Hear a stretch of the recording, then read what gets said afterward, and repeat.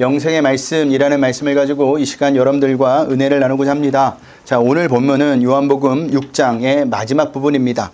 자, 내용은 길지만 주제는 아주 간단해요. 그 내용은요, 예수님은 세상에 떡을 주러 오신 분이 아니라 생명의 떡 그 자체로 오신 분이라는 겁니다.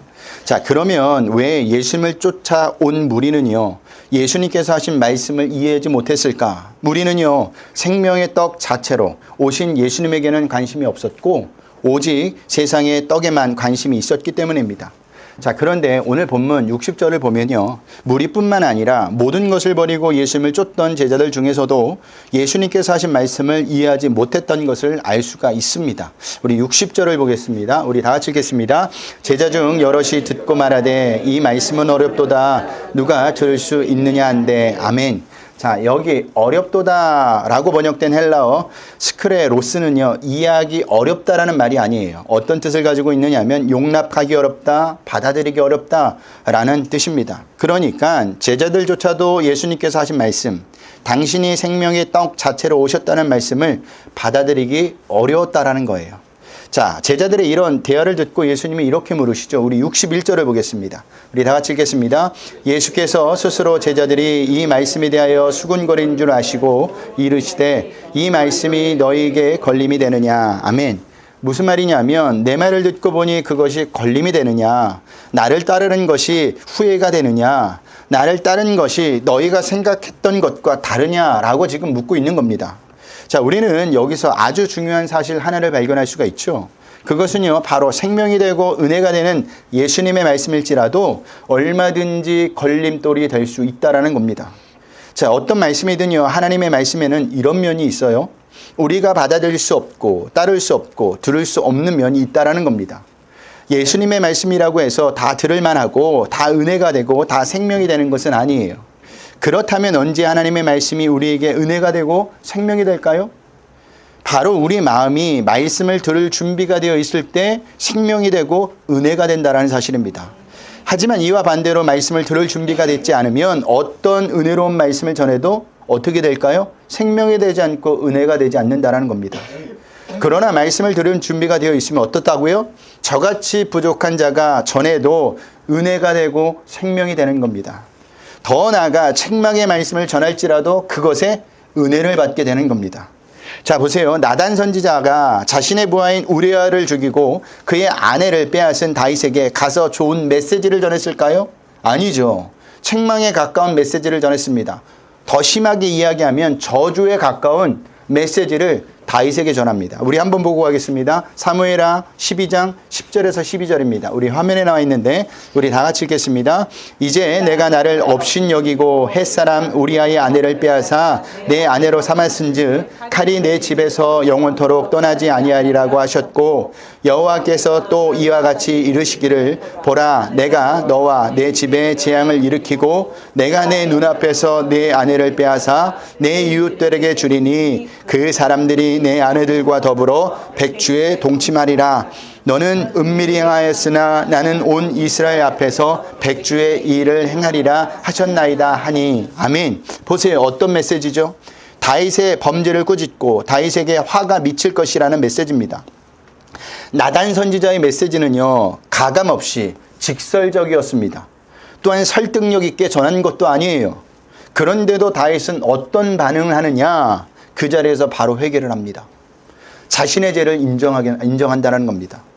또 니느웨 성 사람들을 보세요. 그들은 비록 이방인이었지만 요나의 회개하라는 말씀을 듣고 회개하죠.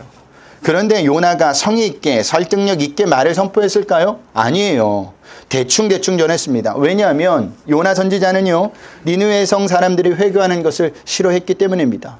며칠을 가서 그 나라에 그 성에 회개의 말씀을 선포해야 되는데 그러지 않고 단 하루만 선포를 한 것을 볼 수가 있어요. 우리 요나서 3장 4절을 말씀을 보겠습니다. 요나서 3장 4절 우리 다 같이 읽겠습니다. 요나가 그 성읍에 들어가서 하루 동안 다니며 외쳐 이르되 40일이 지나며 니느웨가 무너지리라 하였더니. 아멘. 며칠 동안 저거 전했다고요? 하루 동안이에요. 며칠 동안 전해야 되는 것을 지금 하루 그냥 아주 대충 전한 겁니다. 어디 요나의 성의가 있습니까? 없어요. 그런데도 느니의 성 사람들은요, 회개를 합니다. 왕으로부터 외양간에 있는 짐승까지 금식하며 하나님 앞에 회개를 해요.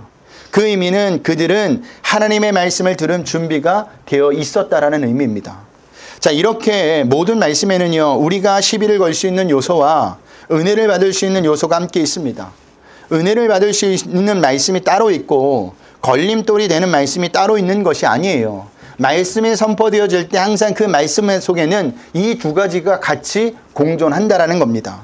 자, 그렇다면 오늘 본문에 유대인들의 문제가 어디 있었을까? 예수님께서 전하는 말씀을 유대인들이 은혜로 받지 못했던 데 있다라는 겁니다. 한마디로 예수님의 말씀을 들을 준비가 되어 있지 않았다라는 거예요. 자, 교회를 혼자 다니는 집사님이 남편을 설득해서 처음 함께 예배를 드리게 되었습니다. 그런데 그날 목사님이 어떤 설교를 했을까요? 어떤 설교를 했을까요? 그렇죠. 헌금에 관한 설교를 했습니다. 타이밍이 아주 기가 막혀요. 수많은 날 중에 하필 그날 목사님이 헌금에 관한 설교를 한 겁니다. 아내는 그 설교를 듣자마자 큰일 났다 생각이 들어 남편을 보니까 역시나 남편이 고개를 푹 숙이고 있는 게 아닙니까? 큰일 났구나. 예배를 마치고 고개를 숙이고 있는 남편에게 무슨 말을 해야 할까 고민하면서 집사님은요, 이렇게 처음 말을 꺼냈다고 합니다. 당신 오늘 예배 어떠셨어요? 아주 친절하게 그랬더니 남편이 아무 대답을 하지 않는 거예요. 그래서 속으로 다시는 남편이 교회 나오지 않는다로 말하겠구나라고 생각하고 있는데 고개를 든 남편을 보니까 눈시울이 뻘게 있는 것입니다. 그러면서 남편이 말하길, 오늘 내가 목사님의 말씀을 들어보니까 내가 술 먹고 담배 피고 한 돈을 하나님께 드렸으면 얼마나 좋았을까라는 생각이 들었다라는 겁니다. 아멘을 안 하시네요. 한마디로 은혜를 받았다라는 거예요. 이처럼 하나님의 말씀은요, 버릴 게 하나도 없어요. 버릴 게 있고 걸림돌이 된다는 생각하는 것은요, 우리에게 아직 은혜 받을 준비가, 말씀을 들을 준비가 되지 않았다라는 의미입니다. 여러분, 혹시 예수님께서 바리새인들에게 경고하셨던 말씀을 볼 때 거부감이 드시나요? 아니죠. 오히려 나를 살리는 말씀으로 들립니다. 무슨 차이냐? 들을 준비가 되어 있는 것과 들을 준비가 되지 않는 차이라는 겁니다. 그렇다면 우리는요, 하나님의 말씀을 듣기 전에 어떤 마음을 가지고 나와야 할까요? 여러분은 날마다 말씀을 듣기 위해서 예배당에 나오면서 어떤 마음을 가지고 나와야 할까요? 말씀을 들을 준비가 되어 있어야 합니다. 하나님, 오늘도 당신의 말씀을 듣고자 내가 나왔습니다. 어떤 말씀이 목사님의 입을 통해 전해지더라도 그 말씀에 은혜 받게 하시고 순종하게 하옵소서라는 마음을 가지고 나오셔야 한다는 겁니다. 그럴 때 어떤 말씀을 듣더라도 은혜가 되는 거예요. 여러분들에게 다시 한번 부탁드립니다. 날마다 하나님의 모든 말씀을 은혜로 듣고 은혜로 받아들이시길 바랍니다. 하나님의 모든 말씀은요, 우리를 살리는 말씀이고 우리를 축복하는 말씀인 줄 믿으시길 바랍니다. 우리 62절을 보겠습니다. 우리 다 같이 읽겠습니다. 그러면 너희는 인자가 이전에 있던 곳으로 올라가는 것을 본다면 어떻게 하겠느냐. 아멘. 자, 인자가 이전에 있던 곳으로 올라가는 것은요, 예수님께서 십자가에서 죽으시고 부활하셔서 승천하시는 것을 의미합니다. 그러니까 예수님의 말씀은 하늘에서 내려온 떡, 생명의 떡인 나를 믿지 못하면서 나중에 내가 부활하고 승천한 것을 본다면 어떻게 할 거냐는 것은 질문입니다. 그때도 그것을 받아들이고 어렵다고 너희들은 말하겠느냐라고 지금 물으시고 있는 거예요. 그러면서 63절에서 이렇게 계속 말씀을 이어가십니다. 우리 63절을 보겠습니다. 다 같이 읽겠습니다. 살리는 것은 영이니 영은 무익하니라. 내가 너희에게 이른 말은 영이요 생명이라. 아멘. 자, 이 구절에서는요, 3단 논법이 적용되었습니다. 3단 논법이 뭐죠? 미리 알려진 두 문장을 가지고 다른 하나의 새로운 문장을 이끄는 추론 방법이에요. 예를 들면 이런 겁니다. 첫째, 모든 사람은 죽는다. 둘째, 유승훈 목사는 사람이다. 셋째, 그러면 어떤 문장이 나올까요? 그러므로 유승훈 목사는 뭐예요? 죽는다예요. 자, 이것을 우리가 방금 읽은 구절에 적용해 본다면 첫째, 살리는 것은 영이다. 둘째, 예수님의 말씀이 영이다. 그러면 셋째, 그러므로 살리는 것은 뭐예요? 예수님의 말씀이다입니다. 즉 예수님의 말씀, 곧 영의 양식이 저와 여러분들을 살린다라는 거예요. 여러분, 예수님의 말씀이 영의 양식입니다. 영의 양식이 우리를 살립니다. 이것을 믿으셔야 돼요. 하지만 예수님은요, 육은 무익하다고 하시죠. 이러한 예수님의 말씀은요, 우리의 생각을 정면으로 뒤집죠. 세상 물질이 무익하다고 생각하는 사람이 어디 있습니까? 거의 없어요. 많으면 많을수록 어때요? 권사님 어때요? 좋아요. 좋습니다. 당장 죽어도 좋으니 한 번이라도 돈다발에 맞아 죽고 싶다고 하는 사람들이 너무너무 많아요. 예금을 해도 적금을 들어도 가능하면 뭐예요? 한 푼이라도 높은 상품을 선호합니다. 저희 연우가 저금을 하기 시작하면서 느낀 것이 무엇이냐? 아, 이자를 많이 주는 곳에 저금을 해야지 돈을 많이 버는구나 라는 것을 알게 된다는 겁니다. 돈을 찾을 때는요, 수수료를 떼가잖아요. 네, 500원, 1000원씩. 근데 이자 붙을 때는 얼마씩 붙을까요? 애들이 돈이 조금이니까 20원, 30원 붙는 거예요. 이게 너무 아까운 거예요. 그러면서 다음에 할 때는 저기가 이자가 높은데 저기다 해야 되겠다라는 말을 하더라고요. 이것은 당연한 겁니다. 그런데 예수님께서는요, 정반대의 말씀을 하고 계시죠. 왜 하셨을까요? 아무리 좋은 돈이라도 그것이 사람을 살리지 못하기 때문이에요. 그렇다면 성도에게 있어서 돈은 어떤 역할을 할까요? 호세아서에는요, 이렇게 기록하고 있습니다. 호세아서 4장 7절 말씀을 보겠습니다. 우리 다 같이 읽겠습니다. 그들은 번성할수록 내게 범죄하니 내가 그들의 영화를 변하여 욕이 되게 하리라. 아멘. 돈은 사람에게 생명을 주기는커녕 탐욕과 욕심을 생기게 만든다라는 거예요. 그로 인해 인간에게 범죄하여 죽게 만든다라는 겁니다. 그래서 호세아 선지자가 번성할수록 범죄하게 된다고 지금 말하고 있는 겁니다. 자, 오늘날도 그렇죠. 다 그런 것은 아니지만 어떤 사람이 탐욕과 욕심에 많을까요? 가난한 사람보다는 부자가 더 많은 것 같아요. 그래서 그들은요, 자신이 가지고 있는 부를 유지하기 위해, 늘리기 위해 어떻게 합니까? 모든 방법을 총동원합니다. 심지어 범죄까지 저지릅니다. 이래서 육은 무익하다고 예수님께서 말씀하신 거예요. 가난한 사람도 욕심 있는 사람은 정말 많아요. 탐욕 부린 사람도 정말 많습니다. 그에 반해 하나님의 말씀은 어떻습니까? 어떤 죄인도 말씀이 들어가면 어떻다고요? 변화가 된다고 이야기해요. 세상 사람들이 포기한 사람도 말씀이 들어가면 어떻게 된다고요? 변화가 된다고 이야기하는 겁니다. 생각이 변하고 성품이 변하는 거예요. 보세요. 이스라엘이 망해가고 있을 때 하나님께서 선지자들을 통해서 보내주신 것이 뭘까요? 돈이 아닙니다. 뭐예요? 말씀이에요. 말씀은 망해가던 나라도 살립니다. 말씀은 죽어가는 자도 살립니다. 마태복음 5장에서 예수님께서 죽은 야이로의 딸을 어떻게 살리셨습니까? 달리다 굼이라는 말씀으로 살리셨다는 것을 우리는 분명히 기억하셔야 합니다. 진리가 이러한데도 오늘날 성도들은요, 나라의 경제가 흔들리고 정치가 혼란스러우며 바이러스 때문에 온 국민이 걱정과 단식을 하고 있을 때 정작 말씀이 선포되지 않는 현상에 대해서는 걱정과 탄식이 없어요. 왜 없을까? 살리는 영을 따라 산 것이 아니라 무익한 육을 따라 살았기 때문입니다.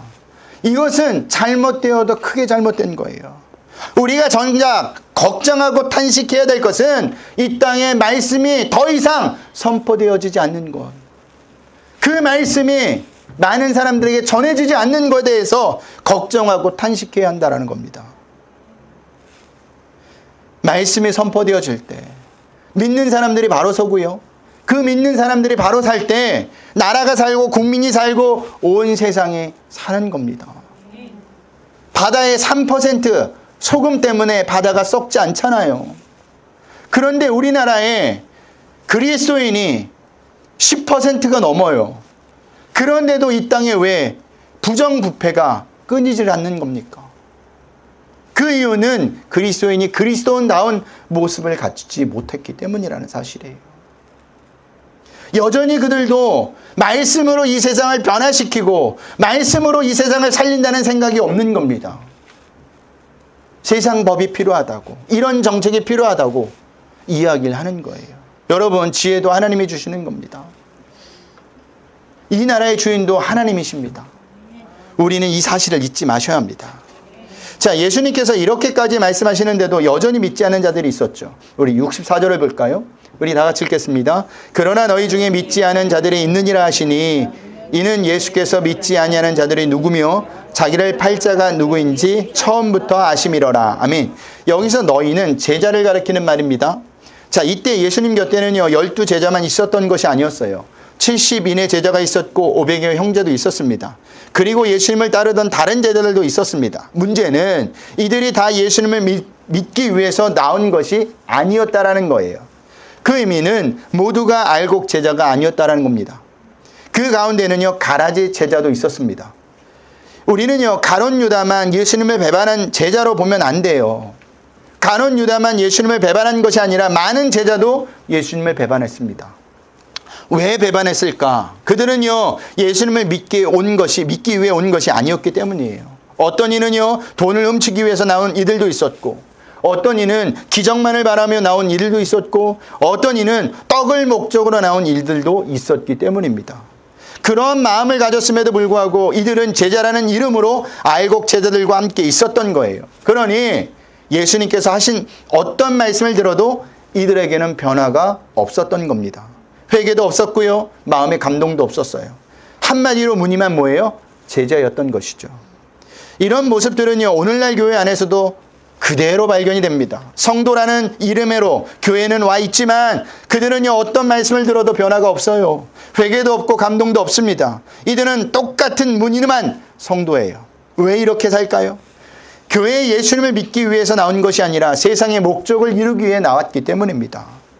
그런 의미에서 우리는요, 신앙생활하면서 내가 무늬만 성도는 아닌지, 내가 올바로 예수님을 믿고 신앙생활을 있는지 곰곰이 생각해 보셔야 합니다.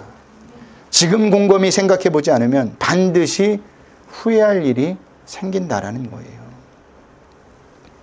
여기서 한 가지 더 살펴볼 것이 있는데, 그것은요, 예수님은요, 누가 당신을 믿는지, 누가 당신을 팔 건지 처음부터 알았다라는 거예요. 언제부터 알았다고요? 처음부터. 예수님은 어떻게 처음부터 하셨을까? 그들이 처음부터 그런 마음을 먹고 나왔기 때문이에요. 제가 늘 말씀드리는 거지만 사람은 속일 수 있어도 누구는 속일 수 없다고요? 하나님은 속일 수 없어요. 사람에게는 숨길 수 있어도 하나님에게는 숨길 수 없습니다. 왜냐하면 하나님은요, 이 세상 모든 것을 아시는 분이시기 때문입니다. 오늘 본문에 나온 예수님을 믿지 않는 자나 예수님을 판 자가 나중에 어떻게 될 것 같습니까? 망하죠. 살 기회를 놓쳐버립니다.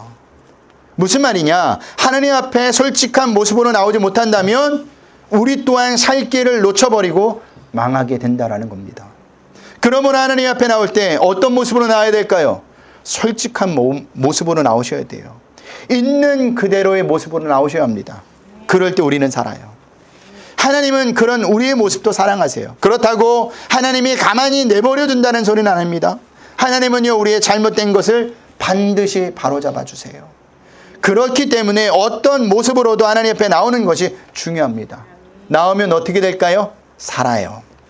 우리 65절을 보겠습니다. 우리 다 같이 읽겠습니다. 또 이르시되 그러므로 전에 너희에게 말하기를 내 아버지께서 오게 하여 주지 아니하시면 누구든지 내게 올 수 없다 하였노라 하시니라. 아멘. 자, 이 말씀은 이미 37절과 44절에서 언급하신 말씀입니다. 그리고 65절에서 다시 언급하십니다. 왜 이렇게 계속해서 예수님은 반복을 하실까? 중요한 말씀이기 때문이에요. 우리 선생님들 하셨던 분들이 있는데 반복하는 이유가 뭐예요, 선생님? 중요하니까 반복하는 거예요. 성경의 특징 중 하나는 중요한 말씀은요, 계속 반복해서 나온다라는 거예요. 성경도 마찬가지로. 그런 의미에서 65절이 갖는 중요한 메시지가 무엇이냐? 하나님께서 우리를 예수님에게 보내셔서 예수님을 믿게 하셨다라는 겁니다. 다시 한번 말씀드리지만 우리 두 발로 나온 것 같지만 아니에요.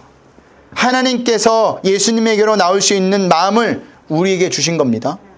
하나님께서 그 마음을 주시지 않았다면 결코 우리는 예수님께 나올 수가 없습니다. 지금 이 예배당에 나와 있을 수 없습니다. 전적인 뭐예요? 하나님의 은혜라는 겁니다. 예수님께서는 이렇게 많은 무리와 제자들에게 쉽고 정확하게 그리고 계속해서 말씀하셨는데도 떠나가는 사람들이 생겼습니다. 우리 66절을 보겠습니다. 우리 다 같이 읽겠습니다. 그때부터 그의 제자 중에서 많은 사람이 떠나가고 다시 그와 함께 다니지 아니하더라. 아멘. 보세요. 그의 제자 중에서예요. 무리 중에서가 아니에요. 누구 중에서? 제자 중에서예요. 왜 많은 제자들이 예수님을 떠나갔을까요? 그들이 원하고 바라는 답이 전혀 반대되는 말씀을 예수님께서 하셨기 때문이에요. 그러니까 그들은요, 예수님한테 세상의 떡을 얻으려고 나왔는데 세상의 떡을 얻지 못하니까 예수님을 떠나버린 겁니다. 솔직히 이런 자들은요, 예수님의 제자가 아니죠. 제자는요, 스승에서 배우고 스승을 닮으려고 합니다. 닮지 않으려고 해도 닮게 되어 있어요. 예체능을 하는 아이들을 보면요, 그가 어떤 선생님에게 배웠고 그 가르침을 받았는지, 그가 피아노 치는 것만 보면, 노래만 하는 것 보면 안다고 이야기합니다. 왜 그럴까요? 제자는 스승을 닮을 수밖에 없기 때문입니다. 그게 제자예요. 그런 의미에서 이들이 예수님을 떠났다는 의미는 예수님의 제자가 아니었다는 것을 스스로 증명한 꼴이 된 겁니다. 말은 제자라고 이야기하지만 사실은 제자가 아니었던 것이죠.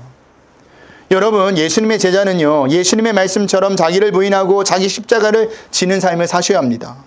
하지만 떠난 그들은요, 예수님처럼 살고 싶지 않았던 거예요. 먹고 배부른 것은 좋았지만, 이적과 기적을 보는 것은 좋았지만 예수님께서 말씀하신 대로 살기는 싫었다라는 겁니다. 그래서 더 늦기 전에 발을 뺀 거예요. 예수님을 떠났다라는 겁니다. 그들의 생각하기에는 잘한 것 같지만 이것은요, 그들의 인생에서 가장 큰 실수요, 실패라였다라는 사실입니다. 예수님께 가까이 왔지만 정작 예수님에 대해서 모르고 떠나갔다면 그것보다 큰 실수와 실패는 없습니다. 여러분, 교회에 발을 들였다가 떠나는 분들이 있습니다. 보면 굉장히 안타까워요. 왜 안타까우냐? 진리가 여기 있는데 여기가 진리가 아닌가 보다라고 떠나는 거예요. 그들이 다시 돌아올 수 있는 확률은 적습니다. 그렇기 때문에 여러분들은 이곳에 발을 들였다면, 예수님을 알기를 작정하셨다면 더 깊이 알기를 소원합니다. 그래야 우리는요, 절대 예수님을 떠나지 않아요. 저는 여러분들에게 부탁드리고 싶은 것은 여러분이 예수님을 아는 것으로 끝나는 것이 아니라 진리이신 예수님을 직접 만나고 그 말씀대로 살기를 바랍니다. 그게 진짜 예수님의 제자예요. 이렇게 많은 사람이 떠나는 것을 보고 예수님께서는 제자들에게 묻죠. 67절을 보겠습니다. 다 같이 읽겠습니다. 예수께서 12 제자에게 이르시되 너희도 가려느냐. 아멘. 무슨 말이죠? 너희도 너희가 원하는 것을 주지 않는다고 나를 떠나느냐. 진리인 나를 믿어도 인생이 내 뜻대로 되지 않는다고 떠나느냐 라는 말입니다. 이에 베드로가 어떻게 대답을 하죠? 우리 68절 69절을 볼까요? 다 같이 읽겠습니다. 시몬 베드로가 대답하되 주의 영생의 말씀이 주께 있사오니 우리가 누구에게로 가오리까? 우리가 주는 하나님의 거룩하신 자인 줄 믿고 알았사옵나이다. 아멘. 자, 무슨 말이에요? 예수님이 여기 있는데 우리가 누구한테 갑니까? 라는 말입니다. 베드로가 이렇게 대답할 수 있었던 것은요, 그가 예수님의 말씀 속에서 영생을 보았기 때문이에요. 진리를 보았기 때문입니다. 베드로는 예수님에게서 영생을 발견한 겁니다. 진리를 발견한 거예요. 여러분, 오직 예수님에게만 영생의 말씀이 있습니다. 진리의 말씀이 있습니다. 그래서 예수님께서 뭐라고 이야기하세요? 내가 곧 길이요 진리요 생명이니. 이건 계속 할 겁니다. 요한복음 할 때 뭐라고 예수님께서 어떻게 말씀하셨다고요? 내가 곧 진리요 진리요 생명이니. 그러니 다른 데 가지 말고 다른 데 눈을 돌지 마시길 바랍니다. 생명이 없는 것에 성도는, 제자는 마음을 빼앗겨서는 안 돼요. 그런 의미에서 우리도 예수님의 말씀 속에서 무엇을 발견해야 될까요? 영생을 보고 영생을 발견하는 것이 중요합니다. 그래야 우리 또한 세상에 어떤 일이 일어나도 절대로 예수님을 떠나지 않아요. 내가 예수님을 믿는데 예수님 아닌 것에 열광을 하고 그거 아닌 것에 예수님을 소홀히 여긴다면, 예수님을 떠나버린다면 그 사람은 예수님이 어떤 자인지를 모르는 겁니다. 진짜가 여기 있습니다. 진짜가 예수님입니다. 그래서 우리는 절대 죽는 날까지 예수님을 떠나시면 안 돼요. 여러분들에게 부탁드립니다. 한 주간도 영생의 말씀하신 예수님을 가까이 하시길 바랍니다. 예수님을 붙드세요. 그러면 어떤 일이 일어나도 예수님을 떠나지 않고 분명히 내가 잘 살았다, 후회하지 않는 삶을 살 수 있을 믿으시길 바랍니다. 내가 그렇게 사는 게 아니에요. 예수님이 우리를 그렇게 만들어 주신다라는 사실입니다.